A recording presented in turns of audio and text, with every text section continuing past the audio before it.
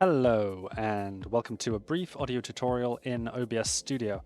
I am Tom and I just want to draw your attention to the audio mixer down here where, as you can see, I have the desktop audio set to around -20 decibels and the mic audio at the standard 0 decibels, no reduction whatsoever here.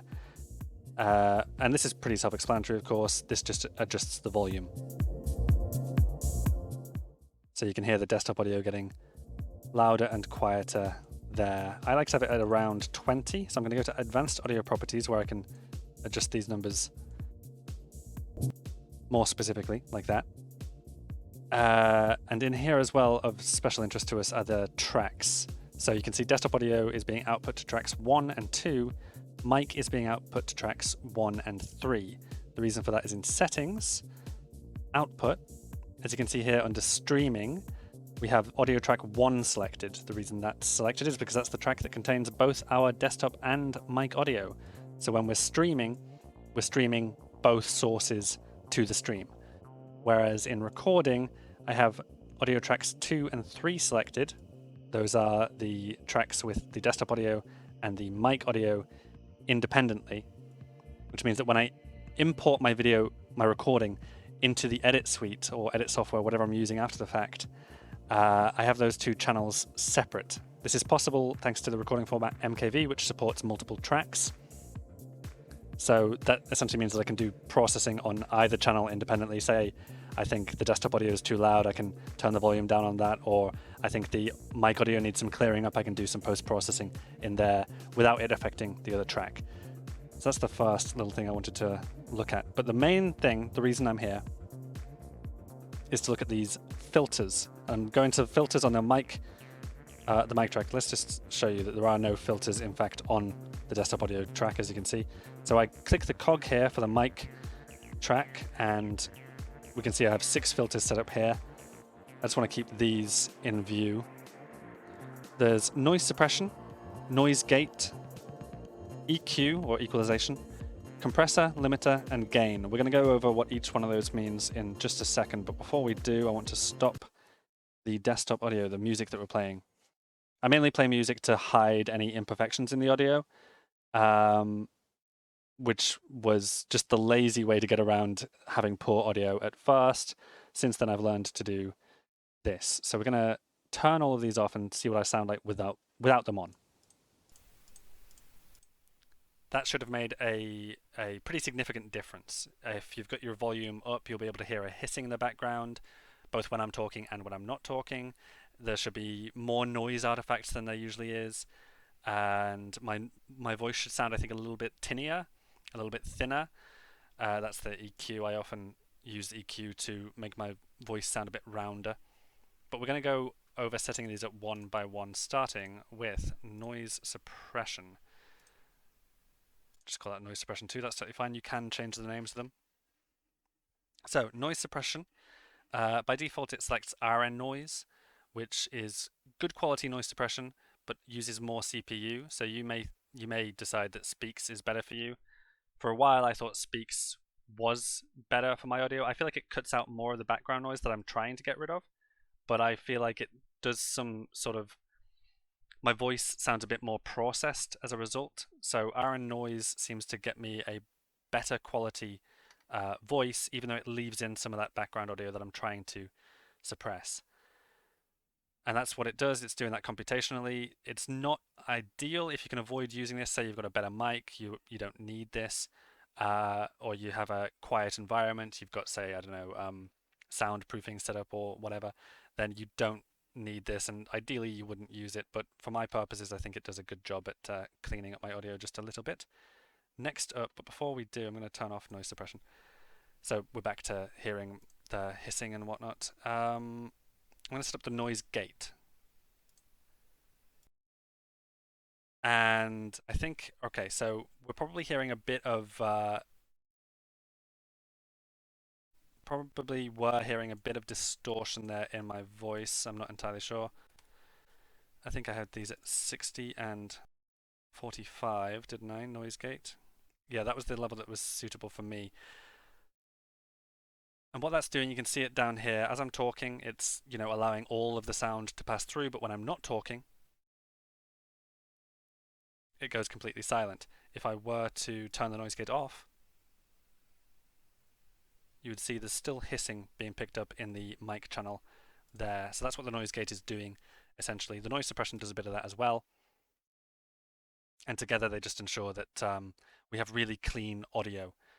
You may want to mess about with the closed threshold and open threshold yourself, but essentially when messing about with these, you are looking for whereabouts am I talking, where's my sort of range of audio. I'm always, it looks like here, when I'm talking, I'm generally over 40, over 55, which is why the open threshold is at negative 45. It could probably be a bit higher, but when I'm whispering, I want it to pick that up as well. So I have it down at negative 45, and the closed threshold is negative 60.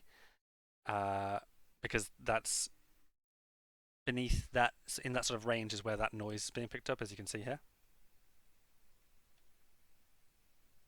So that's the noise that we want to cut out, that background noise there.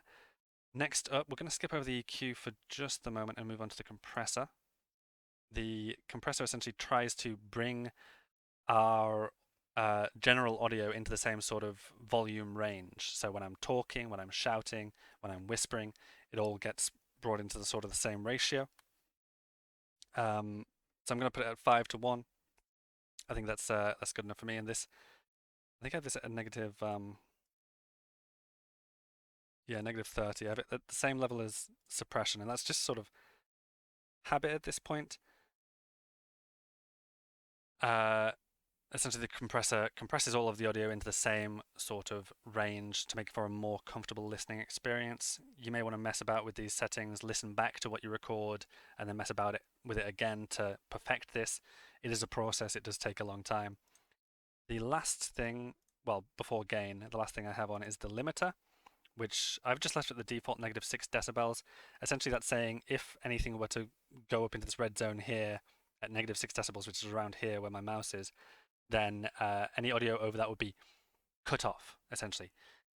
So I cannot push it above that level. We'll just move it down to show you what I mean. So with it at negative 17, push it further down, in fact, push it down to there. So I'm very quiet now, and it's cutting off a lot of the audio in my voice that goes sort of over that range. That's what the limiter does, essentially. When it's working best, it's not doing anything at all. That's why it's at negative 6 decibels. Generally, you want your talking to be beneath it anyway. You don't want it to be cutting off, but essentially it stops your audio peaking is the general idea. Lastly, but actually we'll come to EQ first. Lastly, I do have gain here, but the main thing affecting... Actually, no, I will put gain. No, I won't put gain on. I will go straight to EQ, which is actually a plugin. It's a Reaper plugin or re-plugin.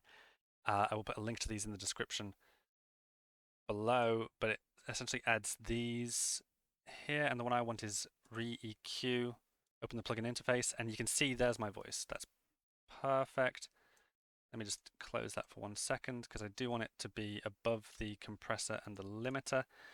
In general, there is an order to this. The noise suppression should be on top, because it needs, the raw audio to work with. The more audio it has to work with and do its computations on, the better it can figure out what's background noise and what isn't. Then the noise gate is second. After that, it's just cutting off anything that is below a certain volume that's left behind after noise suppression. So EQ is next, and we can see my voice here. We can see roughly where my voice is in this sort of range. When I'm not talking, if some of the other things were off, there is a bit of a background hum. I'm going to see if I can try to show you that here. Turn off noise suppression, noise gate. You can see there's a little bit of background hum even when I'm not talking. So that's a frequency that is not part of my voice, and therefore I don't want it being picked up on the audio channel at all. So I tend to start with a high pass, which just cuts off anything below that frequency. Next up, and you can always see what it's doing to your audio here. If, for example, I said to reduce all of these. Oops. Say reduce them all like that. I am a lot quieter here, as you can see now, probably. Can I reset defaults? Yeah, there we go. Anyway, let's go back to the high pass, and over on I'm going to add another bend. I like to have 5 of these. Over on the 5th one here, I add a low pass. I just like to having them in order, which means you should be a band as well, by the way. High pass, and that's in, I'd say it wants to be pushed up a little bit further. Just give me the most range possible being captured. Next up, I like to leave this range boosted. If we boost this range, in fact, listen to what happens to the audio. I say it gets rounder, it gets fuller. Whereas if we boost the range sort of more in this kind of general area, it gets a bit more thin and tinny, but it does result in clearer audio, more easily interpreted. So you'll mess around with this until you get something that sounds right to you. You'll do a recording, you'll listen to it back, you'll do a recording, listen to it back, and that sort of thing. I like leaving 2 where it is. I like bringing 3 down in this sort of area because most of my voice is over here, and in fact it's also over here when I make a here noise or a S noise. It's all in this kind of range here, which is why I boost it back up in that kind of range just a little bit. And that's the sort of arc that I like. I feel like that makes the clearest audio for me. I probably haven't got these numbers right. As I say, you will mess about with this yourself and come to something that that sounds best for you. We'll take a look at this EQ, in fact. Don't want to be doing it twice. I will bring that down to beneath the noise gate as well, and noise suppression, turn those both back on. Here are my general settings. As you can see, I've got the high pass set up, and on 2, it's just a band and it's sort of left in position. I don't like boosting anything over the line. Ideally, it's all going to be on the line or below, just to suppress any sort of frequencies that we don't want to be picking up to make the clearest audio possible.